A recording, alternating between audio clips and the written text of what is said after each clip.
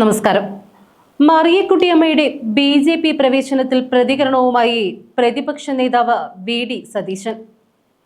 88 വയസ്സ് പ്രായമുള്ള അവർ ബി.ജെ.പിയിൽ ചേർന്നതിന് ഞങ്ങൾ എന്തു പറയാനാണ് എന്ന് സതീശൻ ചോദിച്ചു. അവരുടെ ദുരിതം കണ്ടപ്പോഴാണ് കോൺഗ്രസ് അവരെ സഹായിച്ചത്. ഇപ്പോൾ അവർ ബി.ജെ.പിയിൽ ചേർന്നു. ഏത് പാർട്ടിയിൽ ചേരണമെന്നത് ഓരോരുത്തരുടെയും വ്യക്തിപരമായ കാര്യമാണ്. അതിൽ എന്താണ് കുഴപ്പമെന്നും സതീശൻ ചോദിച്ചു. ഇവിടെ മറിയക്കുട്ടി മാത്രമല്ല, എസ്.എഫ്.ഐയുടെ ഒരു പ്രമുഖ നേതാവും ബി.ജെ.പി. അംഗത്വം എടുത്തിട്ടുണ്ട്.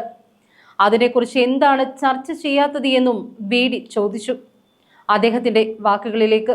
ബി.ജെ.പിയിൽ വേറെ ആളുകൾ ചേർന്നിട്ടുണ്ട്. പല പാർട്ടിയിലും കേരളത്തിൽ എസ്.എഫ്.ഐയുടെ സംസ്ഥാന വൈസ് പ്രസിഡന്റ് ആയിരുന്ന ഒരാൾ കഴിഞ്ഞ ദിവസം ബി.ജെ.പി ചേർന്നിട്ടുണ്ട്. അപ്പൊ അവര് 88 വയസ്സുള്ള അവരൊരു പാർട്ടി ചേർന്ന് ഞങ്ങളെന്താ കമന്റ് പറയണം? അല്ലല്ല, അതായിരിക്കും അവര്. എനിക്കറിയില്ല, ഞാനിങ്ങനെ പത്രവാർത്ത കണ്ട്, എനിക്കറിയില്ല. അവർക്ക് ദുരിതം കണ്ടു കഴിഞ്ഞപ്പോൾ അവരെ സഹായിച്ചു. അവര് അത് ഏത് രാഷ്ട്രീയ പാർട്ടിയിൽ ചേരണം, പ്രവർത്തിക്കണമെന്നൊക്കെ ഓരോരുത്തർക്കും ഓരോ സ്വാതന്ത്ര്യമുള്ളതാണ്. എസ്.എഫ്.ഐ നേതാവ് എങ്ങനെയാണ് ബി.ജെ.പി ചേർന്ന് തിരുവനന്തപുരത്ത് തലസ്ഥാന നഗരിയിലല്ലേ ചേർന്ന് വൈസ് പ്രസിഡന്റ്?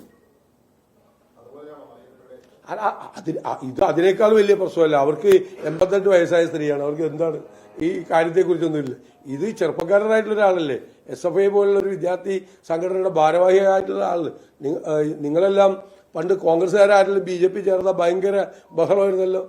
ഇത് ബി.ജെ.പിയിലേക്കാണ്. ഇപ്പൊ എസ്.എഫ്.ഐക്കാർ ചേർന്നപ്പോ ഒരു കുഴപ്പമില്ല. നേതാവ്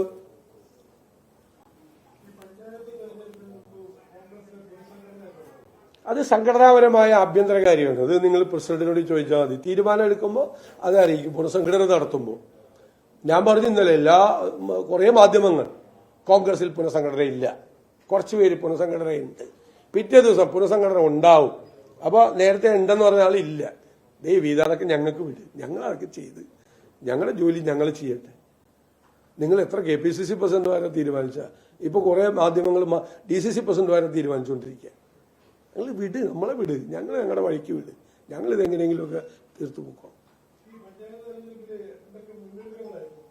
നല്ല മുന്നൊരുക്കങ്ങൾ നടത്തിയിട്ടുണ്ട്. ഞങ്ങൾ നല്ല രീതിയിൽ മുന്നൊരുക്കങ്ങൾ നടത്തിയിട്ടുണ്ട്. കേരളത്തിലെ കോൺഗ്രസിന്റെ വാർഡ് കമ്മിറ്റികൾ മുഴുവൻ സജീവമാണ്. 60% സ്ഥലങ്ങളിൽ കുടുംബ സംഗമങ്ങൾ തീർന്നു. നമ്മുടെ പാർട്ടി പ്രവർത്തകരെ മുഴുവൻ ഞങ്ങൾ വിജയനാക്കിയിട്ടുണ്ട്. പക്ഷേ ഇപ്പോൾ ഈ വാർഡ് വിഭജനത്തിന്റെ പേരിൽ നടക്കുന്നത് വലിയ സ്വജനപക്ഷപാതം നടന്നുകൊണ്ടിരിക്കുക. അത് ഞങ്ങൾ നിയമപരമായി നേരിടും. ഞങ്ങൾ നേരത്തെ തന്നെ കോടതിയിൽ പോയിട്ടുണ്ട്. എഴുതി കൊണ്ടുപോകുന്നതല്ല, CPM അടിച്ചേൽപ്പിക്കുന്ന ഡീലിമിറ്റേഷൻ ആണ് കൊണ്ടുവരാൻ വേണ്ടി ശ്രമിക്കുന്നത്. അതിനെതിരായി ഞങ്ങൾ നിയമപരമായി ഞങ്ങൾ പോരാടും. നല്ല വിജയം ഉണ്ടാവും. ലോക്കൽ ബോഡികൾ എങ്ങനെ അല്ല, അതെല്ലാം ഏത് തെരഞ്ഞെടുപ്പ് നടന്നാലും ഭരിക്കുന്ന സർക്കാരിനെയും പ്രതിപക്ഷത്തെയൊക്കെ ജനങ്ങൾ വിലയിരുത്തില്ലേ? ഞാനതൊക്കെ എപ്പോഴും പറയാറുണ്ട്. ജനങ്ങൾ വിലയിരുത്തുമല്ലോ, സർക്കാരിനെ വിലയിരുത്തും, പ്രതിപക്ഷത്തേക്ക് വിലയിരുത്തുമല്ലോ. സ്വാഭാവികമല്ലേ തെരഞ്ഞെടുപ്പ് കാലം എന്ന് പറയുന്നത്. ഞങ്ങൾ തയ്യാറാണ്, UDF തയ്യാറാണ്.